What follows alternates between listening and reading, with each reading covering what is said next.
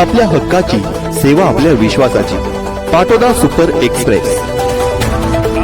पाटोदा नगर पंचायतला 5% निधीच्या संदर्भात सर्व दिव्यांग बांधव आले असता त्यांना आलेल्या अडचणीचे त्यांना दिव्यांग नेते आपल्याला सांगतील. आम्ही सर्व पाटोदा तालुक्यातील दिव्यांग संघर्ष समितीचे कार्यकर्ते व माझे दिव्यांग बंधू आणि भगिनी आम्ही नगरपंचायतीत आमचा हक्काचा 5% गेले 3 ते 4 वर्षापासून वाटप केलेलं नाही. त्या संदर्भात आम्ही जी नगरपंचायत अध्यक्ष असतात मुख्य अधिकारी त्यांना निवेदन देण्यासाठी आज सोमवार दिवस पाहून आलो आहे.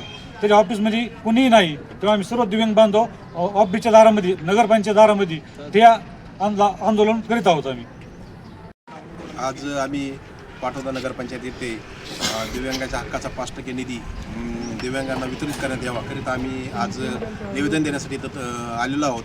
आणि सध्या कर्मचारी कुणीही दिसत नाही इथं. आणि आता वेळ किती झालेली आहे तरी 12:30 वाजले आहेत. कुणी कर्मचारी नाही आहे. असा म्हणजे नगरपंचायतचा असा ढिसाळ कारभार दिसत आहे. आणि दिव्यांग व्यक्तींचं जर अपमान होत असेल तर ही एक दुर्दैव आहे आमच्या दिव्यांग बांधवासाठी.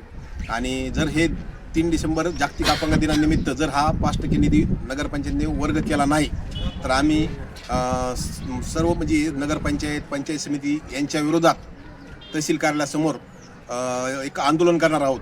आणि त्या आंदोलनाचं आम्ही आज सांगणार नाहीत. ते आंदोलन आमचं एक वेगळ्या प्रकारचं असेल, ते एकदम म्हणजे वेगळ्या स्वरूपाचं ते कुणालाही म्हणजे आज आम्ही सांगणार नाहीत. ते तरी तात्काळ पाटोदा नगरपंचायतने मुख्य अधिकारी यांनी आमच्या आज या निवेदनाची दखल घेऊन 5% निधी हा वर्ग करण्यात यावा, नसता आंदोलनाला सामोरे जावे.